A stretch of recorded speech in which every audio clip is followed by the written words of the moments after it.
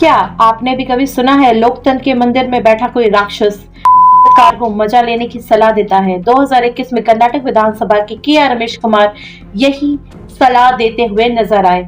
आज 2026 है, 4 साल बीत चुके, हजार अपराध, लेकिन इन पर कोई कार्रवाई नहीं की गई। क्या हम वाकई भूल चुके हैं? चलिए आज इतिहास के उस फाइल को खोलते हैं जिसे सत्ता ने दबा दिया था। दिसंबर 2021, कर्नाटक की विधानसभा, वो जगह जहां कानून बनता है, जहां जनता की सुरक्षा की कस्में खाई जाती हैं, लेकिन उसी पवित्र सदन में एक सीनियर नेता के.आर. रमेश कुमार खड़े होते हैं और पूरी दुनिया के सामने हंसते हुए कहते हैं, there is a saying when rape is inevitable, lie down and enjoy it. क्या आपने गौर किया? उन्होंने इसे एक कहावत बताया। रमेश जी, कौन सी किताब में लिखी है ये कहावत? किस माँ ने अपने बेटे को ये सिखाई है ये बात? आज 4 साल बीत चुके हैं रमेश जी, 2021 से 2026 आ गया, लेकिन क्या बदला? कुछ भी नहीं। न उनकी सोच, न उनको कोई सजा मिली। आज ये वीडियो एक काउंटर है हर उस शख्स के लिए जो सत्ता की कुर्सी पर बैठ के नारी को असहमत समझता है। रमेश कुमार जी, आपको शायद लगता होगा कि लोग भूल गए। चलिए राजनीति को एक तरफ रखते हैं, बाप के तौर पर बात करते हैं। खबर कहती है कि आपकी खुद की भी एक बेटी है।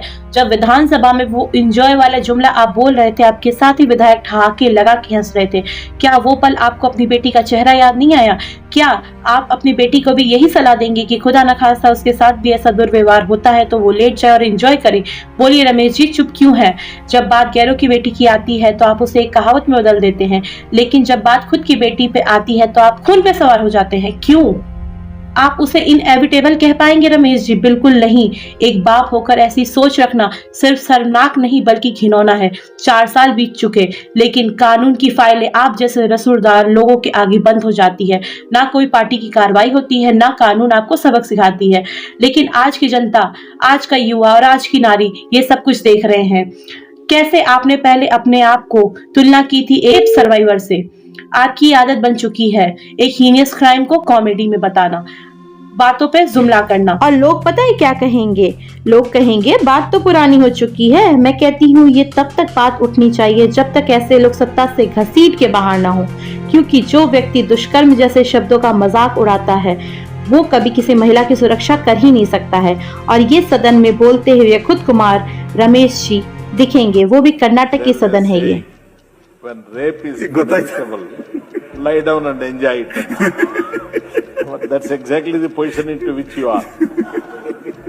और आज का नैरेटिव उन तमाम औरतों की तरफ से है जो आधी रात को सड़कों पे चलते हुए डरती हैं। वो डरती हैं क्योंकि उन्हें पता है कि अगर उनके साथ कुछ गलत हुआ तो ये समाज के रक्षक क्या कहेंगे? Enjoy it.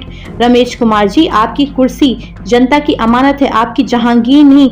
और जनता आप जाग चुकी है। नारी शक्ति अब सिर्फ सड़कों पे मोमबत्ती लेके खड़ी नहीं होती, अब वो सवाल और हिसाब लेना जानती है। 4 साल की ये आपकी आजाद घूमती हुई सोच आज हम सबके निशाने पे है। दोस्तों, क्या लगता है एक कागजी माफी, क्या ऐसे इंसान को दोबारा वोट मिलना चाहिए? आज 2026 में खड़े होकर अगर हम ये विकल्प देकर चुप हैं तो गुनहगार हम खुद हैं। इस वीडियो को इतना शेयर करो पार्टी के नेताओं, कर्नाटक की जनता और हर उस शख्स तक जो समझता है कि कुछ भी बोल जाएंगे और समाज कुछ नहीं कर पाएगा। रमेश कुमार जी, आपका इतिहास आपकी कामों के लिए नहीं, आपकी इस बीमार सोच के लिए आपको याद करेगा। 4 साल बीत चुके हैं। क्या आपको लगा कि वक्त की धूल आपकी इन शब्दों को सुखा देगी? क्या आपको लगा कि जनता भूल गई है?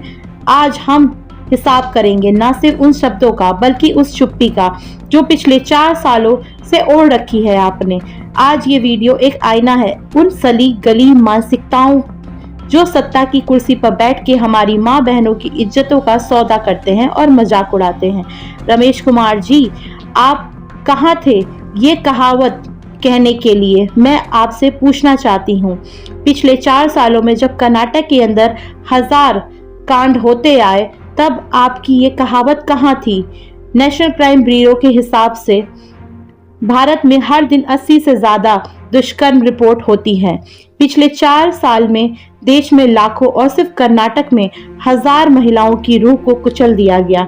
लेकिन इन 4 सालों में आपका एक भी बयान उन पीड़ितों के हक में क्यों नहीं आया? क्या वो सब इनविटेबल था?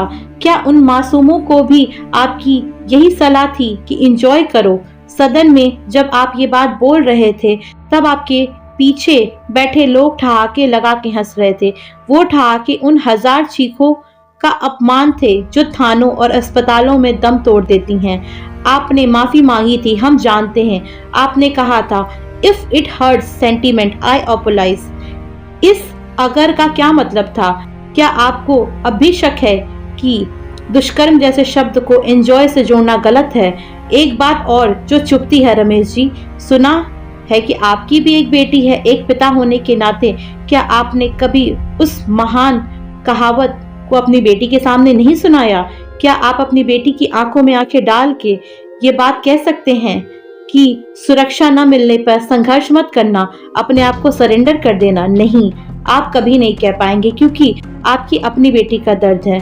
दर्द अगर दूसरों की बेटी का होगा तो सिर्फ सदन में बोलने के बाद आप ठहाके लगा के हंसेंगे।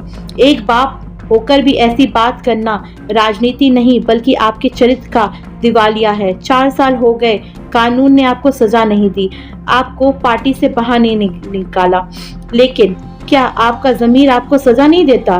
क्या आप अपनी बेटी के सामने खुद को मर्यादा पुरुषोत्तम बता पाते हैं? ये वीडियो सिर्फ रमेश कुमार के खिलाफ नहीं, ये उस सिस्टम के खिलाफ है जो ऐसे लोगों को 4 साल से ढूंढता आ रहा है। 4 सालों से 1000 बहनों को न्याय नहीं मिला, दर दर भटकती रही, लेकिन ये विधायक जी खामोश रहे। इनकी जुबान तभी खुलती है जब किसी अपराध का मजाक उड़ाया जाता है। दोस्तों याद रखिए, ये नेता हमसे हैं, हम इनसे नहीं। आज अगर 2026 में भी हम चुप हैं तो कल फिर से कोई रमेश कुमार खड़ा होकर और किसी बहन बेटी को असमर्थ पर जोक करके हंसेगा। हम ऐसी कहावत नहीं चाहिए, हमें वो हाथ चाहिए जो अपराधियों को सलाखों के पीछे डाले, वो जुबान चाहिए जो पीड़ितों के लिए इंसाफ मांगे। रमेश कुमार जी, आपकी चुप्पी, आपका बयान दोनों इस समाज के लिए एक बरदुमा दाग है। कानून भले ही सो गया हो, लेकिन ये इंटरनेट और जनता सब याद रखती है। इस वीडियो को इतना फैलाओ कि हर उस नेता तक जाए और पर्दे फाड़ दे जो नारी शक्ति को कमजोर समझता है। कमेंट्स में अपनी ताकत दिखाओ, लिखो नो मोर साइलेंस और नो मोर जस्टिस। आप और हम ये साबित करेंगे कि 4 साल से जो मजाक उड़ाया था उसका हिसाब आज की पीढ़ी ब्याज समेत लेगी। आवाज उठाओ वरना अगली बार मजाक तुम्हारी चुप्पी का उड़ाया जाएगा। मिलते हैं अगली वीडियो में एक कड़वे सच के साथ, एक कड़वी कहानी के साथ। जय हिंद, जय भारत, जय नारी शक्ति।